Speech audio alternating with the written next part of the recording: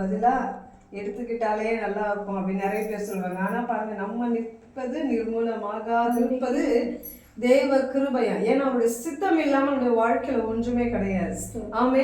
கர்த்தருடைய வார்த்தை உங்களுக்கு நேராக கொண்டு வந்து நான் வாஞ்சிக்கிறேன். பாருங்க, நம்ம அநேக நாட்கள்ல நம்மளுக்கு நன்மை நடக்கிற நாட்கள்ல கர்த்தரிடத்துல போயிட்டு முழங்கால் பண்ணிட்டு, இசுவே உமக்கு நன்றி, எனக்கு நன்மை செஞ்சீங்க, எனக்கு நன்மை செஞ்சீங்க, நான் கேட்டதை கொடுத்தீங்க, நம்ம நன்றி சொல்லுவோம். ஆனா நம்ம வாழ்க்கையில குறைவு ஏற்பட்ட நேரங்கள்ல அவருக்கு நன்றி செலுத்த நம்ம மறந்து போயிடுவோம். பாருங்க, ஏன் ஆண்டவரே எனக்கு இந்த குறைவு, ஏசப்பா எனக்கு இந்த பலவீனம், எதுக்கு ஏசப்பா என்னுடைய வாழ்க்கையில நான் எழுதுற தேர்வுல, நான் படிக்கிற படிப்புல, நான் போற வேலையில, ஆமே, என்னுடைய குடும்பத்துல உறவுகளின் மத்தியில எனக்கு ஏன் இந்த அவமானம், எனக்கு ஏன் இந்த தோல்வி அப்படின்னு கேள்வியதான் கேட்போமே தவிர, குறைவான நாட்கள்ல பஞ்சத்தின் நாட்கள்ல நம்ம யாருமே கர்த்தரை ஸ்தோத்திரிக்கிறதே இல்லை. பாருங்களேன், ஆமே.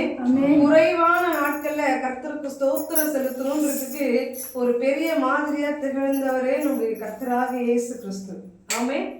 எல்லாருக்கும் தெரிஞ்ச ஒரு ரொம்ப ரொம்ப பிரத்யட்சமான ஒரு காரியத்தை தான் உங்களுக்கு சொல்லி நான் ஆரம்பிக்கணும்னு வந்துட்டேன். யோவான் எழுதின சுவிசேஷ புஸ்தகத்தை எடுத்துக்கொள்ளலாமா எல்லாரும்?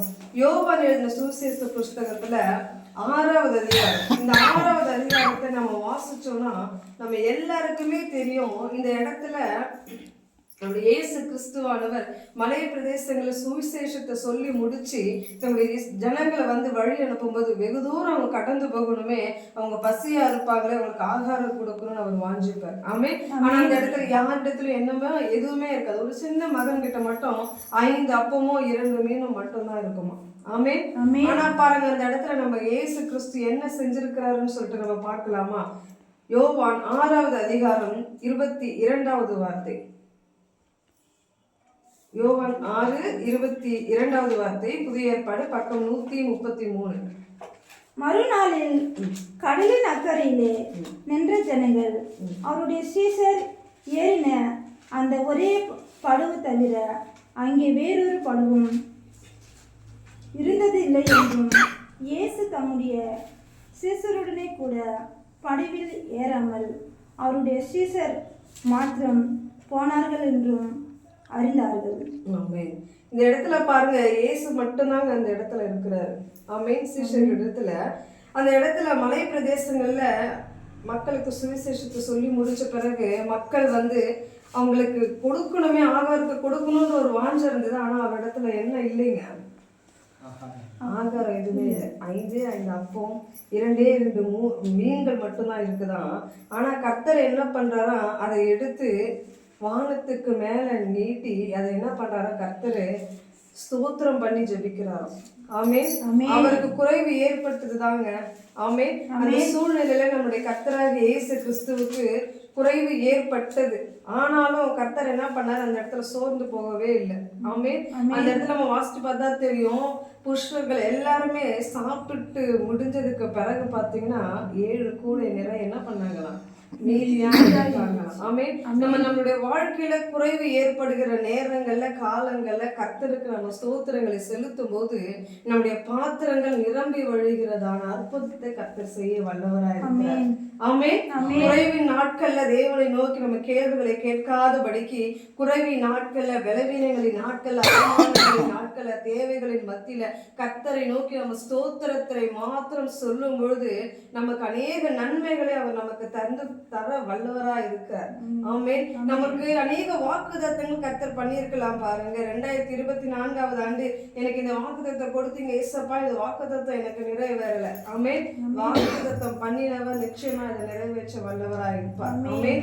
அந்த வாக்குத்தத்தத்துக்கு அநேக நேரங்களை நம்ம இடம் கொடுக்காம இருந்திருப்போம். ஆமென். அந்த வாக்குத்தத்தம் நம்முடைய வாழ்க்கையில நிறைவேறாம இருப்பதற்கு காரணம் கர்த்தர் இல்ல, நம்மளுடைய ஒரு சில செய்கைகளா இருக்கலாம். ஆமென். நம்மளுடைய ஒரு சில காரியங்களா மாத்திரம்தான் இருக்கணுமே தவிர, ஏன்னா வாக்கு பண்ணினவர் நிச்சயமாய் வாக்கு மாறாத தேவனா இருப்பார். ஹல்லேலூயா. வேதத்துல பார்க்கிறோம், நம்ம ஆபிரகாமை குறித்து நம்ம எல்லாருக்குமே தெரியும். அவருக்கு வந்து 99 வயசு. ஆமென். 99 வயசுலதான் வந்து அவருக்கு வாக்கு பண்றாரு, கர்த்தரு உனக்கு நிச்சயமா ஒரு மகனை நான் கொடுப்பேன். ஆமென். ஹல்லேலூயா. ஆதியாகமம் 17வது அதிகாரம் 1வது வார்த்தை நமக்கு அழகா சொல்லுது பாருங்க. ஆபிரகாம் 99 வயதான போது கர்த்தர் ஆபிரகாமுக்கு என்ன பண்றாரு? தரிசனமாகிறார். ஆமென். ஆமென். தரிசனமாகி சொல்றாரு, நான் சர்வ வல்லமை உள்ள தேவன், நீ எனக்கு முன்பாக நடந்து கொண்டு உத்தமனாய் இரு என்று ஹalleluya. சொல்றார். ஹalleluya. ஹalleluya. உனக்கு 99 வயசு ஆகுது. ஆமென். ஆனாலும் நான் யாரு? சர்வ வல்லமை உள்ள தேவன். ஹalleluya. உங்களுக்கு 120 வயதானாலும் பரவாயில்ல, 199 வயதானாலும் பரவாயில்ல, நான் யாரு? சர்வ வல்லமை உள்ள தேவன். ஹalleluya. 99 வயசுல இருக்கும்போது தாங்க ஆபிரகாமுக்கு கர்த்தர் தரிசனமாகி இந்த வாக்கு கொடுக்கிறாரு. கர்த்தர் நினைச்சிருந்தா அடுத்த மாதமே கர்ப்பத்தின் கனியை கொடுத்து அந்த ஒரு வருடத்துக்குள்ளவே கொடுத்திருக்க முடியும். ஆமென். ஆனாலும் பாருங்க, அதே ஆதியாகமம் 21வது அதிகாரத்துல 5வது வசனம் பாருங்களேன். ஆதியாகமம் 21வது அதிகாரம் 5வது வார்த்தை இப்படியாய் சொல்லுகிறது, தன் குமாரனாகிய ஈசாக்கு பிறந்த போது ஆபிரகாம் 100 வயதாயிருந்தார். 100 வயதாயிருந்தார். ஹalleluya. ஹalleluya. வாக்கு பண்ணினதால் மறக்கவே மாட்டாருங்க. ஆபிரகாம் என்ன பண்ணாருங்க?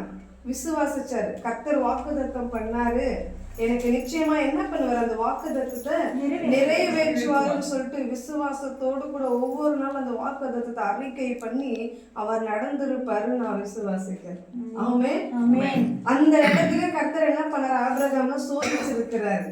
உன்னுடைய மகனை எனக்காக இந்த அக்னி பலி கொடுன்னும் போதும் அவர் நினைச்சிருக்கலாம் 99 வயசுல கர்த்தர் நமக்கு யாரை கொடுத்தாரு? ஈசாக்கு கொடுத்தாரு. வாக்கு பண்ணி 100 வயதுல ஈசாக்கு கொடுத்தாரு. இதுக்கு பிறகு இன்னொரு மகனை என்ன பண்ண முடியும்? கர்த்தரால கொடுக்க முடியும்.